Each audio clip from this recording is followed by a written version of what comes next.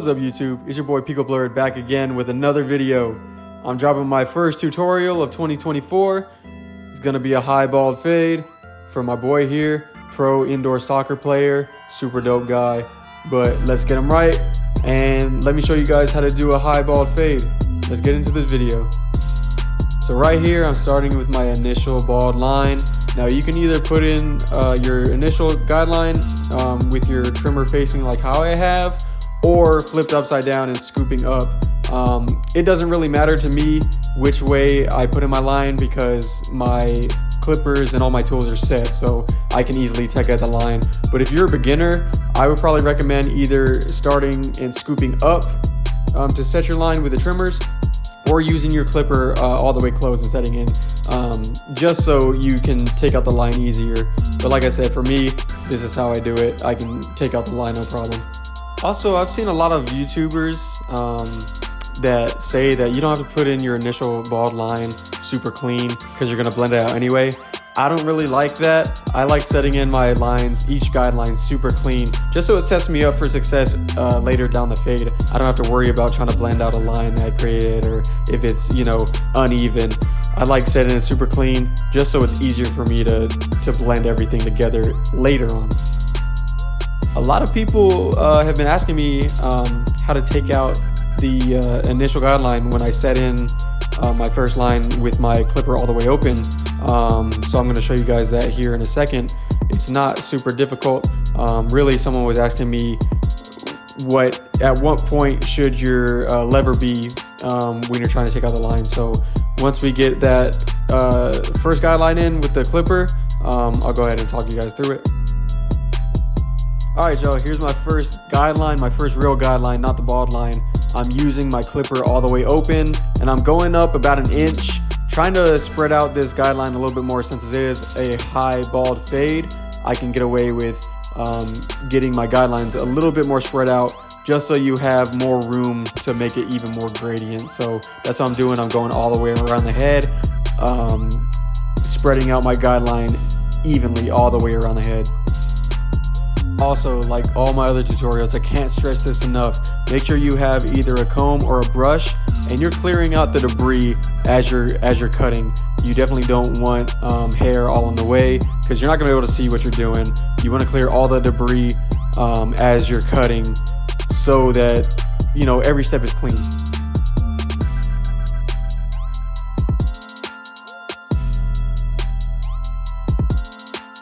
Alright y'all, make sure you pay super close attention if you're having trouble taking out your first guideline. So I'm starting always with my clipper open, and then I close it little by little each notch as I go down. So I start off at the top, and then on my first notch, closing it, I go down a little bit.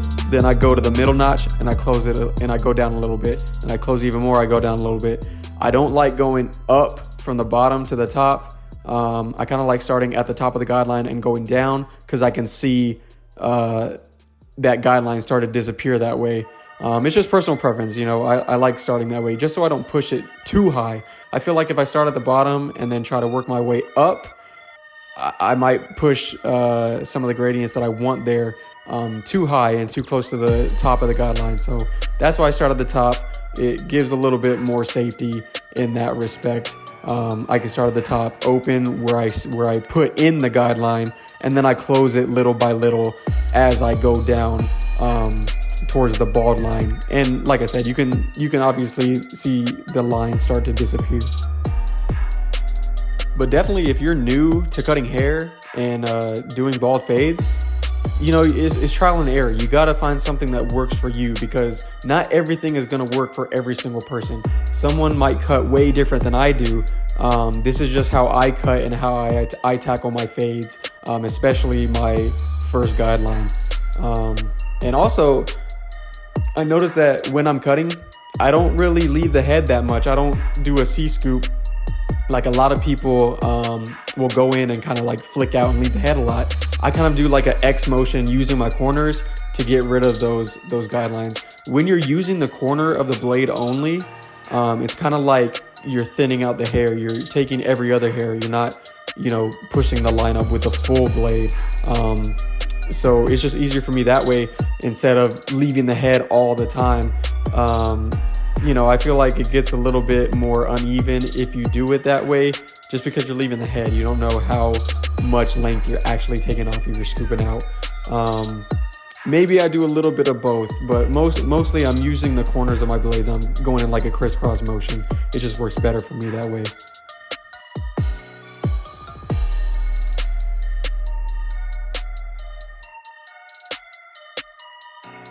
This first step is probably the most important to me. I take the longest definitely on this step just to make sure that it's already super clean before I move on to my next guideline. If this is all super clean and blurry, then I don't have to worry as much about the rest of my guidelines because those blend in pretty easily. But I want to make sure that this step in particular is exactly how I want it before I move on to the next step.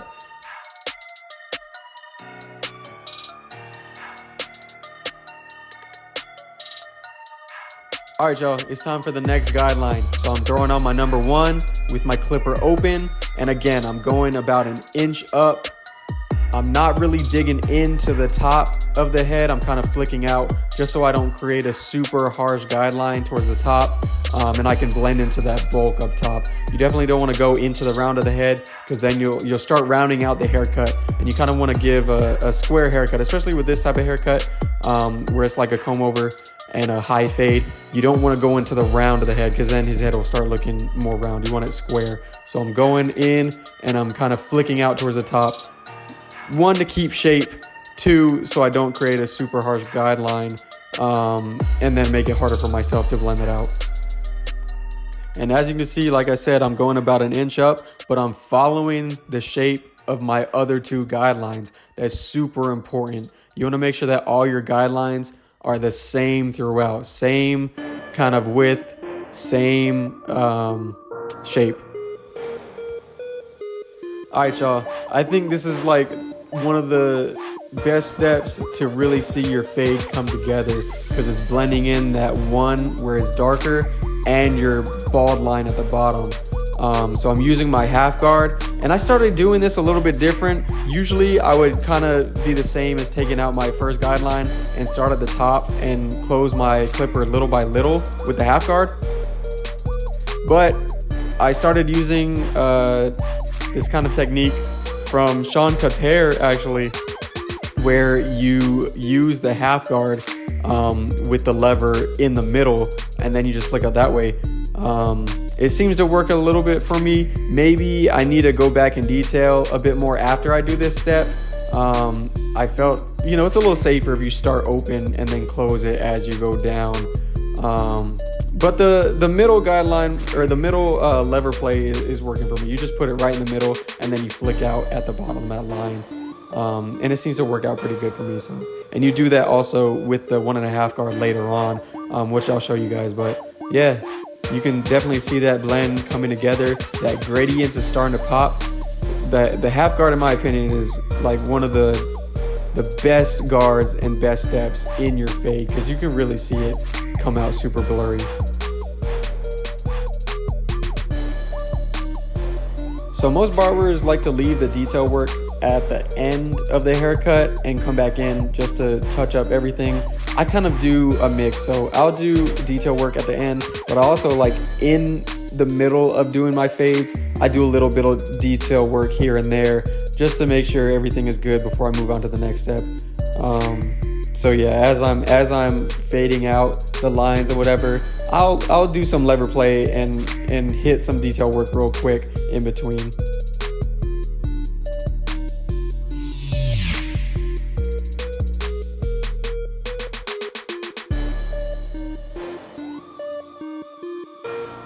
All right, y'all, so normally I would use a number 2 here and kind of go off the shape of the head, but it's already pretty close to the length that it is for clipper over comb. So that's what I'm doing. I'm doing clipper over comb and I'm creating shape and then blending in. So when you want to create the shape, you go across the comb horizontally, and then if you want to blend up into it, that's when you go vertically and work your clipper up into the bulk. So if you want to take off bulk and create shape, go horizontally. If you want to blend, go vertically up the comb. Clipper over comb is definitely something you're going to want to practice a lot and master, because it saves you a whole bunch of time. Usually, you know, if you're a beginner, you're using the clipper guard system, so it's gonna take you a little bit longer if you're using all the clipper guards to blend. If you can master this step and create shape and blend straight in, it's gonna save you a bunch of time, because you don't have to go running around looking for other clippers or other clipper guards actually. And then, you know, this step carries all of that for you. It takes care of everything. So actually, I want to correct something. I usually use the number 2 and clipper over comb, but in this haircut, I just completely skipped the number 2 guard just because I was using clipper over comb. I could skip that step straight from my 1 guard where I left off. And yeah, I really apologize about the camera angle. I didn't realize it was gonna keep focusing on my arm and my shoulder. So the haircut kind of looks a little bit blurry at some points because it's focusing on me and not my client. Again, I apologize for that. Hopefully it doesn't bother you guys that much, and you can still learn something from this video and figure out how to get your fades a little bit better. But yeah, I'll try to figure out something to make sure the video is a bit better for next time. But it's a learning curve. We're locked in for 2024, you know.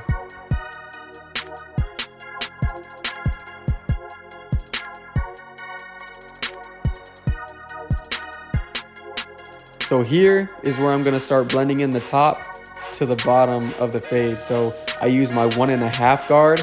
And again, like I said, I usually use it open and then close it little by little, but I'm trying the halfway method. So I have my half guard, my 1.5 guard halfway open, and I'm just flicking out in between the bulk and where I left off with my other guidelines before I did the clipper over comb. And it seems to be working out super good. So, you know, it's saving me a bit of time actually. Instead of having to go each notch as I go down, I can just go in halfway and flick out everything. And it turns out, you know, perfectly fine. Like I said, I might have to do a little bit more detail work in other haircuts. I didn't do a whole bunch of detail work because I thought it turned out pretty good. But, you know, let me know. Especially if you're a barber that's seasoned and you see something that I'm missing, definitely send me some comments, critique this. You know, I'd love to learn something. I'd love to learn more. Maybe if I should do more detail work or spend a little bit more time on certain steps. But yeah, I'm trying this halfway open technique, and you know, I'm kind of liking it. It's saving me a bunch of time.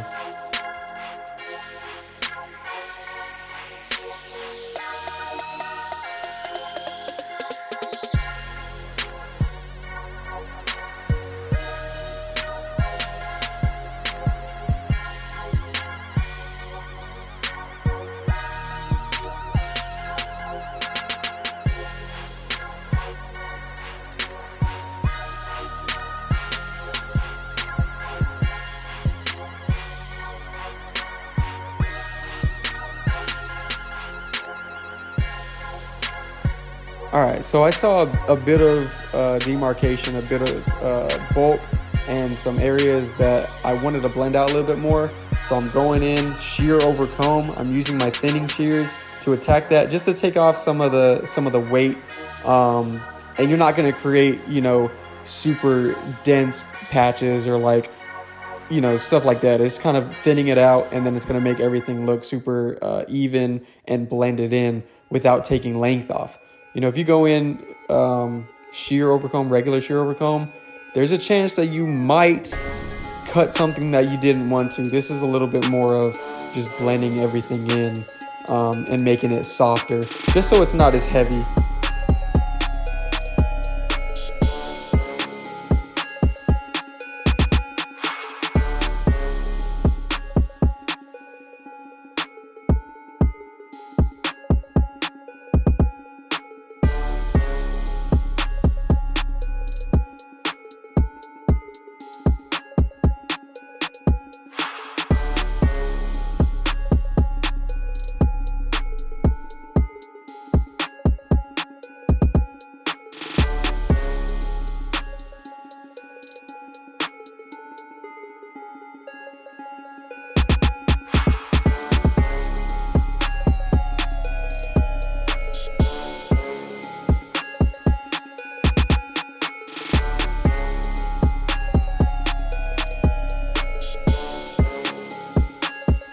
All right, y'all, we're pretty much done with the fade. So here I'm gonna line up his vertical bars and his C-cups. You know, not putting a whole bunch of pressure. You definitely don't want to scar your client or dig in super hard because these are super sharp. You don't want to put too much pressure. Let the clipper or let the trimmer do the work. And so I start off at the top of the C-cup and then I work my way in a curve as I go down, always brushing away what's ever left over just so I can see the line that I'm creating. And you're using most of your corners and you're kind of etching it in like a pencil. You're kind of going in and you're curving it. You definitely don't want to dig in. You want it as natural as possible, just so the grow back is natural. It's not going to look super crazy.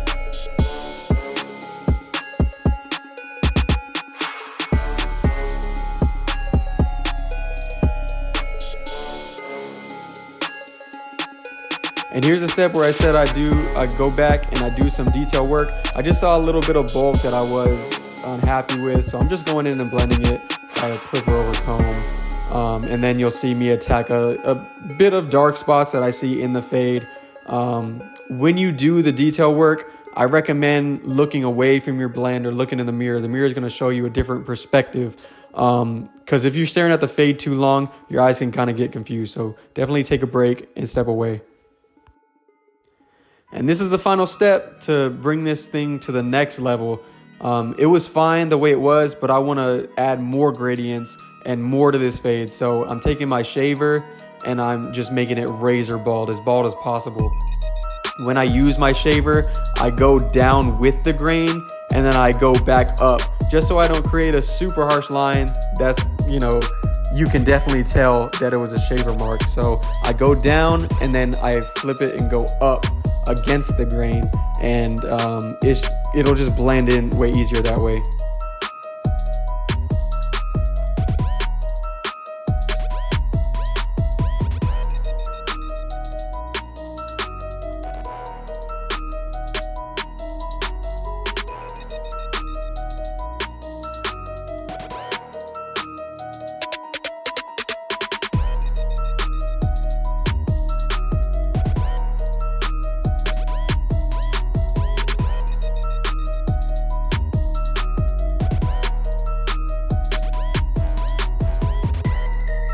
And this is the final touch. I'm adding a Barber aftershave cologne just so he doesn't get razor bumps and everything is super sanitized. You don't want to have them leaving dirty. And this is the final cut. I hope you guys liked it. I hope you guys can take something from this and try it on your fades. See if they come out a lot better. If you could, drop a comment, leave a like on this video. Hit that subscribe button if you're new here. But it's your boy Pico.Blurred, and I'll catch you guys on the next one. Peace.